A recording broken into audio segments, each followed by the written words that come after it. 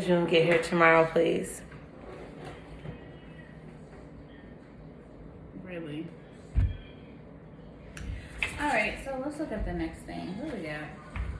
So we got the PaO2, the partial pressure, oxygen, and arterial blood. The next thing what that is should be, though? Like, what is the we should kind of look that up in like the range ranges. I have it in my other book when I printed out Nurse Sam stuff. So let's look at the ranges.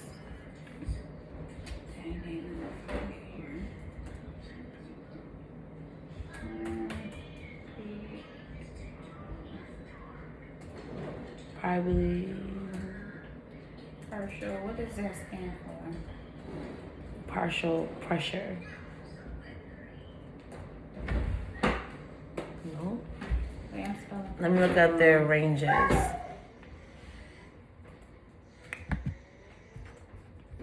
Partial pressure. What's a normal value?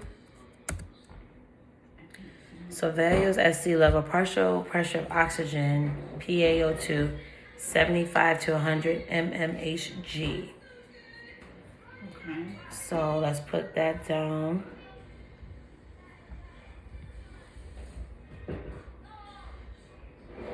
And then partial pressure of carbon dioxide will be 38 to 42. Arterial blood pH would be 7.38 to 7.42. Oxygen saturation, which was the SaO2, 94 to 100. And then the biocarbonated HCO3 is 22 to 28 MEQ/L.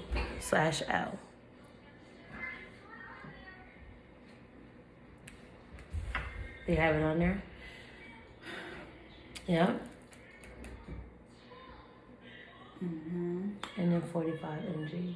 That was what they talking about in Or the less. test earlier. So 45 and then HG. So if it's higher than you is a problem. Right. And that's somebody nursing care plan for a patient with a spinal cord injury. And they were talking about spinal cord injury earlier when we was looking at the Kahoot quiz. Mm-hmm.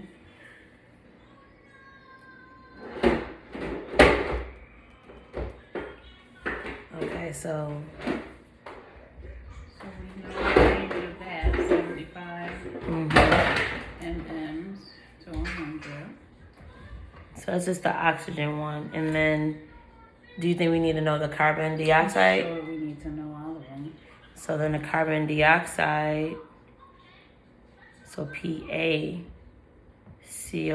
would be 38 to 42 mmHg. And then the arterial blood would be 7.38 to 7.42. And then the SaO2, which is the oxygen saturation, and that's 94 to 100%. Right. We know the oxygen. And then the biocarbonated will be 22 to 28. But what is the MEQ? I'm not going to get deep into that part. Studying with Tiff.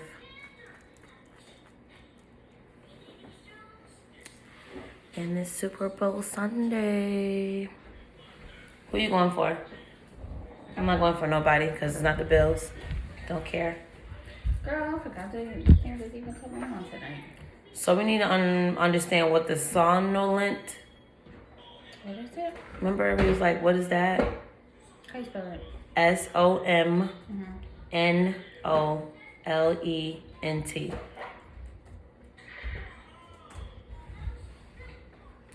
What? That's spell it right? SOMNOLENT. Mm-hmm. Nothing.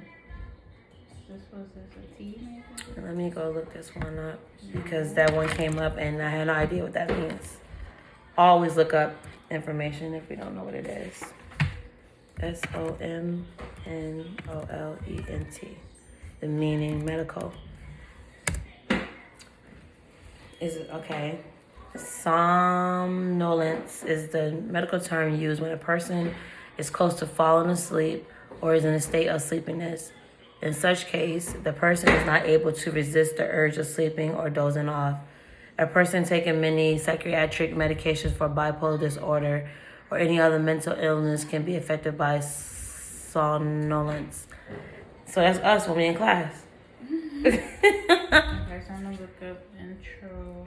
So they have a state of sleepiness. So make sure you write that down. Trachea.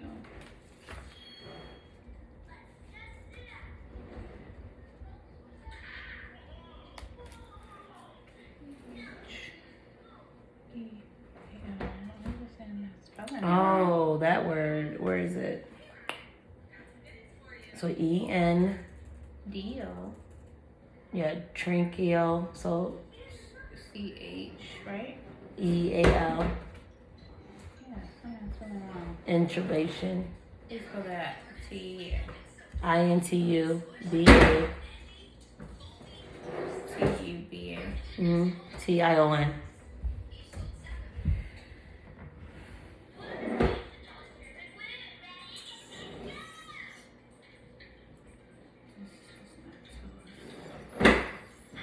Insertion of a breathing tube. So they put it inside of the trach.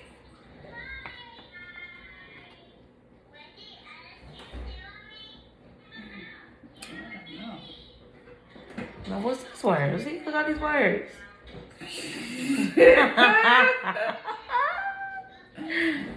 No, see, that's why I'm about to just YouTube it. Or, like, Google it. They say go to, it's in my book, a guy to go to that's real good with helping us out. Like they give you like a breakdown of everything. I'm trying to remember what the show said. It was a guy. Oh, did you hear? I know you've heard about Kobe, though. I know how I feel about Kobe. Kobe Bryant. Me being like this man for years, since the age of 3. Yeah, like, that was crazy. That's, like, really messed up. I'm just gonna go. I'm trying to remember what person that she said to look up for breakdowns. Let me see For this. the intro thingy, intubation is a medical procedure by which a tube is placed in the windpipe, the trachea, through the mouth or the nose. It's an endotracheal intubation. Oh, you know, Dan gave me more money. Dan gave me almost close to $4,000. You can get up to 5. I already had the full 5. He gave me additional. He gave me an email. He sent me an email. What? Yes. What did they say? Hold on. I gotta show you the email. That's awesome. Yeah, it's awesome. And I had to sleep with him. I sleep Yeah. around people on a regular. And P. But for the 3rd term, and then he was like, "Well, you gonna get extra money back." So I just want to throw that out. I had to email him. Extra money. I mean, did we be able to keep that or did it go to the school? I don't know. They said I'm gonna get some money back, Oh. reimbursed. Keep on reimbursing. It's not from you. Be still. I'm trying to remember what guy she said to look up on YouTube for. She said he's more like mainly about RN, but he breaks things down. Oh my gosh, let me look it up. Hold up. I did it. Let me go to YouTube. Did it? Yeah. Did he? We did it. Good job, Johan. Yay. Getting potty trained.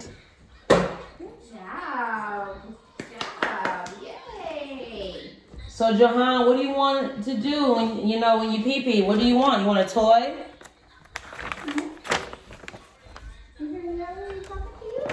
Do you want a toy? Yes. I want a toy. Gerard, guess what? Your brother pee peed in the potty. Yeah. Can I get a toy? All right. Should you get a toy? Did you pee pee in the potty? Right. Ah. Here, these are yours.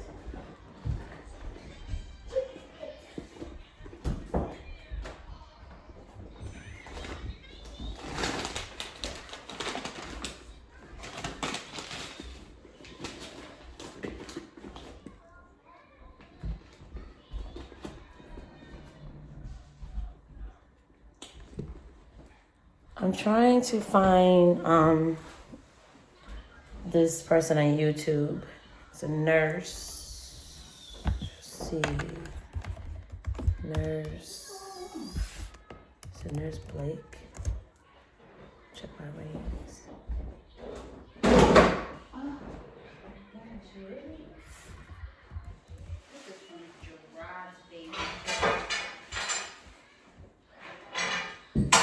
I think it's Nurse Blake. Nurse.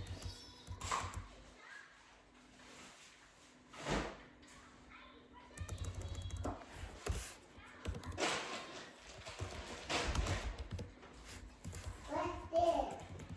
Umbrella. This umbrella is older than you.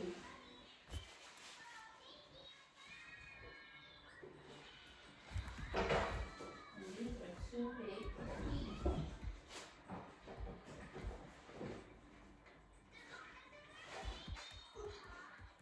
This, I think, that can never work again. I always want to be one of these small ones like this. Yeah.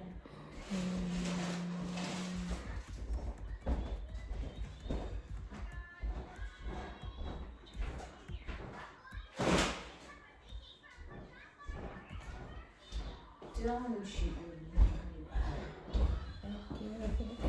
Okay, what else we got to look up? So we Yeah, know here. that the Look these ones up. endotracheal intubation is a medical procedure in which a tube is placed in the windpipe, in the trachea, through the mouth or the nose. In most emergency situations, it is placed through the mouth. Alright, so what else we wanna look at?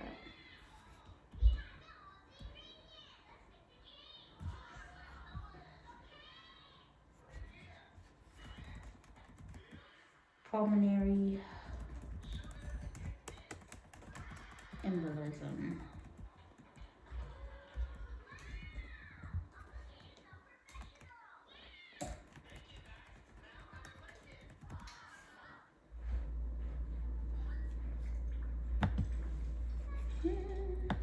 So what does it say?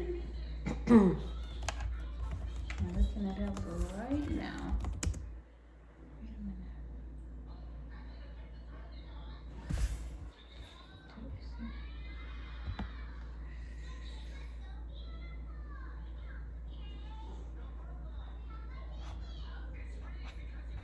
Pulmonary hypertension. I just found that one.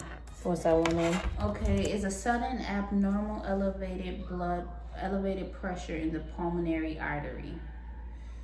So acute pulmonary hypertension is a sudden abnormal elevated pressure in the pulmonary artery. It increases resistance for the blood flowing out of the right side of the heart. But the only thing have to fail on the left side for the right side to start failing. You gotta look that one up. I think if they have left side, I think the right side goes too as well.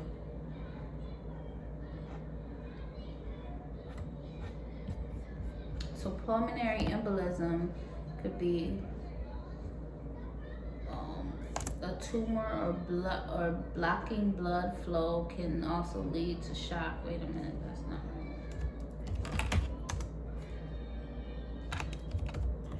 right. Pulmonary embolism is basically a blocking of blood flow that can lead to shock. Here go one right here. We look at TED Talks. No, this one right here. Get ready for the big game at PC Richard & Son. Right now, save big. Johan, do you have the boo-boo? In there. Yeah, you got a boo-boo in here. Okay? If you are immobile for an extended period of time because of surgery, pregnancy, illness, or travel, condition where a blood clot forms in a deep vein in the body, typically the leg. Unlike arteries, which rely on the heart to force blood through them, veins transport blood with the help of muscle contractions while you move and walk. Veins also have valves that keep blood from flowing backward and pooling in your arms and legs. When you are immobile for an extended period, your venous circulation slows down. As a result, clotting factors in the blood may cause the slow-moving blood to clump together, forming a blood clot or thrombus. This condition is called deep vein thrombosis, or DVT. Look at all that stuff clotting though, like the. Common symptoms of DVT include swelling of the leg or a vein in the leg, Got that on there? pain or tenderness in the area, increased warmth in the skin, and red or discolored skin. In some DVT cases, a blood clot may detach from a deep vein and join the bloodstream. The clot travels from the deep veins of the leg, through the veins of the abdomen, into the heart, and finally lodges in the pulmonary artery or its branches, blocking blood flow to the lungs. This condition, called pulmonary embolism, is very serious and may permanently damage a portion of the lung. If a clot is large, or if there are many clots, pulmonary embolism may also cause death. If you experience symptoms of PE, please tell your doctor or nurse immediately. These symptoms may include shortness of breath, a sudden sharp pain in the chest, a feeling of lightheadedness or dizziness, rapid or irregular heartbeat, or coughing that produces blood. To help prevent deep vein thrombosis and pulmonary embolism, your doctor may require you to do the following. Walk around periodically to keep the blood from pooling in your legs. Wear compression stockings, and take anti-clotting medication.